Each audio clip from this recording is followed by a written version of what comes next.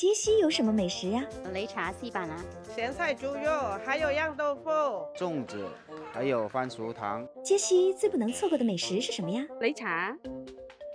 10点钟就开始一顿擂茶，然后中午还是擂茶，2、3点钟下午茶还是擂茶。宁可三餐无肉，不可一日无擂茶。它是我们客家的神仙汤。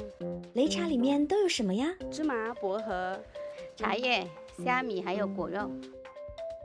擂茶要怎么做呢？擂茶係用啲擂茶樹做擂茶乾，然後你拔咗鬧毛，慢慢磨就磨到就那个香味就出来了。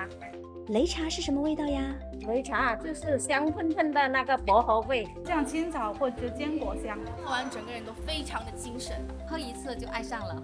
香蕉好吃还是擂茶好吃呀？擂茶。